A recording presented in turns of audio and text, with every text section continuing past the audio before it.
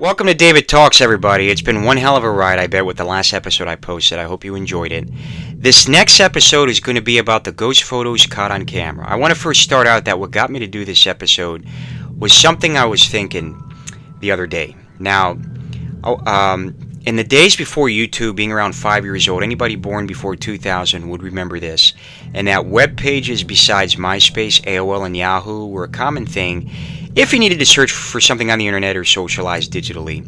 And at that time, Google just came out, so you had Google, so you were able to search, and then you had AskJeeves.com. How many of you guys remember that? AskJeeves.com. So, of course, if you were looking for a video, as I remember it, it would take you hours to find it. So my older brother and I, we used to use every Friday night, we used to go on this site called GhostStudy.com. And we loved hearing scary stories, so that was our only source. And it faded years back since everything you want to look for is now YouTube and streaming services. So I would say it faded around maybe 2016, 2017. So every once in a while I was still going on it when I was 20 or 21. So not really too long ago, about 7 years ago. So, GhostStudy.com, it was a web page that showed you scary ghost photos with short paragraph stories with a meaning behind the image that was caught. Now, the administrators that would run the site, they would make sure that the image was credible. So, these pictures that I'm about to show you are going to give you chills behind your back. Some were on the site and some weren't, and they remain unexplained to this day. Now, I remember this one as a kid. This one is called The Junkyard Ghost. During the mid-1990s, there was a young woman in her 30s who died in a car accident. Hours after she died, her car ended up going into the junkyard and sat for a day. When her car left the junk pile, the junkyard staff closed up for the night and made sure there were no trespassers. When they were getting ready to leave, they ended up noticing a funny figure floating in the junkyard. Thinking it was a trespasser, you will see in the video one of the staffs walking down and checking it out. According to the individuals, they said that there was nobody there. Now I'm going to show you this video. Notice how the figure is continuously floating in such a weird pattern. Now, what's the purpose of his apparition? Did it forget its car keys? What do you guys think? Let me know in the comments below. To this day, the video has remained unexplained. So, and let me tell you something. When I saw this back then, when I was a kid, I just remember there was a documentary about it, and it had an image of the woman when she was alive, and I distinctly remember it was a I call it a hybrid sundress, which was a style back then. It was like a sundress mixed with like a blue jean vest looking dress or something that was over it, or you could see in some of the old TV shows like Roseanne, usually from like the 90s. But I did extensive research in trying to find like a picture of what the woman looked like when she was alive, and I just can't find it. I could not find it because I really wanted to show you guys to compare what she looked like when she was alive versus in the video. And I gotta tell you, if I had the picture, you guys would have been like, that looks just like her, and she's wearing the same exact dress that she's wearing in the video. So, but I just can't find it. So on that note, yeah, that's what they did. So in the video, they basically looked at it and they were scooping the area, and there was nobody there. It was just unexplained why they caught this apparition. So this next photo that I'm going to be moving on is I call this one making sure that a loved one of a living spouse is okay. Now, this photo was taken in 1997. It was taken by a woman named Denise Russell. At the end of the first week, Denise and her sister hosted a picnic for their grandmother. Two of the pictures were taken that day, and this was one of them. She lived on her own until the age of 94 when she had to be moved to an assisted living facility. And the grandmother ended up dying a couple weeks after this photo was taken. You can see a man standing behind her, which Denise claimed was her grandfather, who died on August 14th, 1984. Here's a picture of her grandfather when he was alive. Now, comparing the individual in the background, there's also a resemblance. And there was nobody there when the photo was taken. And then we have the next one. This one is very famous. This one's called the Freddie Jackson Ghost Photograph from 1919. This eerie image was taken just after the end of World War I at the Royal Air Force Squadron Station at HMS at a naval air station in England, and it was a routine group portrait that was meant to document the personnel, but it captured something, or rather someone, unexpected. When the photograph was developed, the squadron noticed the clear, unmistakable face of Freddie Jackson, a mechanic who had tragically died in an accident 2 days prior involving an aircraft propeller just days before. Jackson's face appeared behind a living airman in a spot where he logically shouldn't have been, Given that he was already deceased at the time the photograph was taken, this airman, along with his comrades, was reportedly shocked upon seeing Jackson's face in the photo. You can see the spirit of Jackson just staring at the cameraman with curiosity. What's he thinking? He's probably thinking, okay, well, I'm looking around, nobody can't see me, but I could see them, right? Let me just go behind this guy. Maybe they will see me, maybe they won't with the camera, who knows? All right, wow, what's going on here? Huh, all right, well, let me just go to the light. So, you could see him looking with curiosity. So, this next famous photo was taken in 1996, the year I was born, at Boot Hill Cemetery in Tombstone, Arizona. It's named after the town and known for its violent past. Many buried there who died with their boots on. And it was established in 1878, and it became a resting place for early residents. Though records are incomplete for about a third of 300 are buried there, and of course with unmarked graves.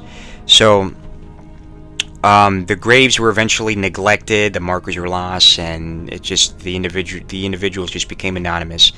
And Ike Clanton took the photo of his friend dressed as a Wild West gunfighter.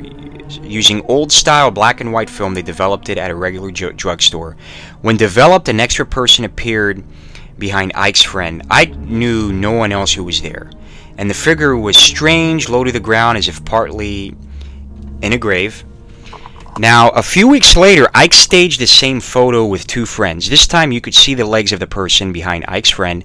So, as you look at the picture, which I thought as well I thought it was a tie, but it looks like it's a knife underneath the collar. So I'm going to zoom in on that for you. Now, the man's identity remains unknown, and Boot Hill Cemetery's reputation for spooky sightings, light sounds, and eerie figures, it adds to its mystery. We next have the staircase ghosts.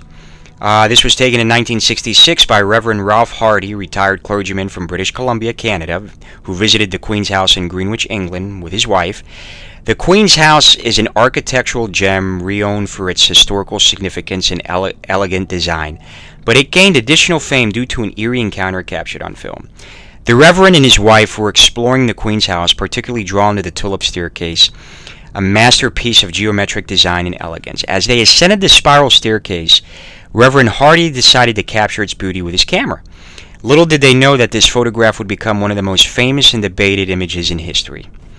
Now, Reverend took a simple photograph of the tulip staircase, focusing on its details and graceful curvature. However, when the film was later developed, they were stunned by what appeared in the photograph: a ghostly figure ascending the stairs just ahead of them.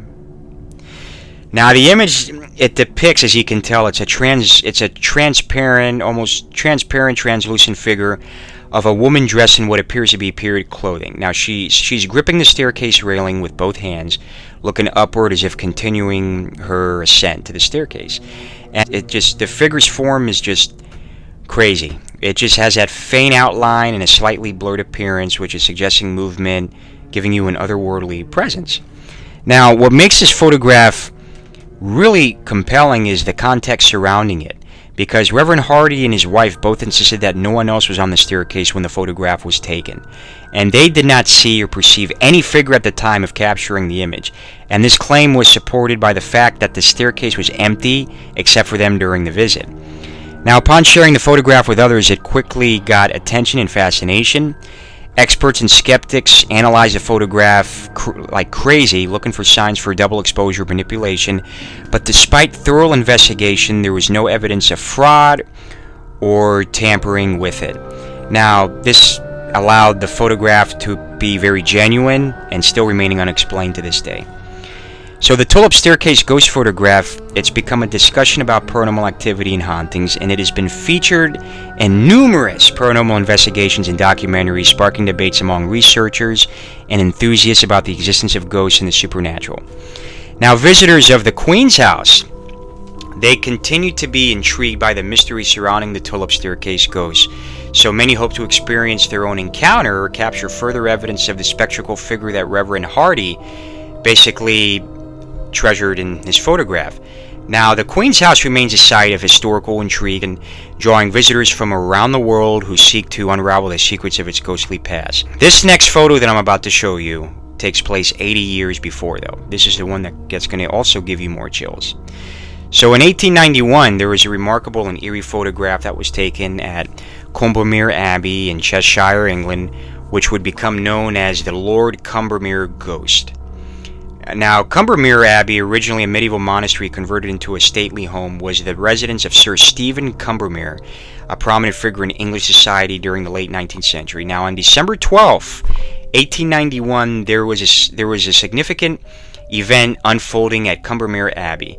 Sir Combermere had passed away and his funeral was taking place in London. Meanwhile, back at the Abbey, members of the household gathered for routine activities, unaware of the extraordinary event about to be captured on film. And the photograph in question was taken in Abbey's library, a room known for its historical charm and collection of books. Sorry, I gotta drink up. I've been talking a lot so within the past couple minutes. Where'd the glasses come from, by the way? What makes the Lord Combermere's ghost photograph particularly compelling is the uncanny resemblance of the king himself. And it was a ghostly figure seated in a chair near the window. The figure appeared translucent with a faint outline and a somewhat blurred appearance. Not also the photograph in general, but it's also the timing of when the photograph was taken, and that adds an extra layer of intrigue, because it was taken during the exact hour when Sir Stephen Combermere's funeral was occurring in London. Now, this coincidence led many to speculate whether the figure captured on film could be the spirit of Sir Stephen himself, returning to his beloved room during the somber proceedings of his funeral. Finally, my own personal ghost photo.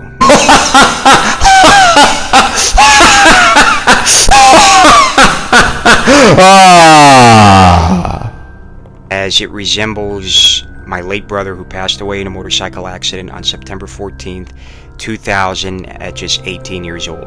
Now, I took this photo in the summer of 2014 when I was a junior in high school, and I had a 2007 Canon camera, and I was bored that I took pictures around the house.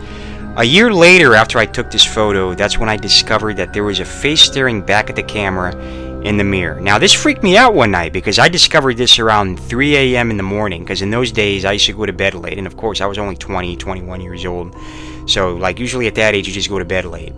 And I just remember getting so scared and just like in awe where I didn't even go to bed that night. I just couldn't sleep. It just freaked me out, because the crazy thing about it is I've tried to debunk this photo so many times, because here's the thing.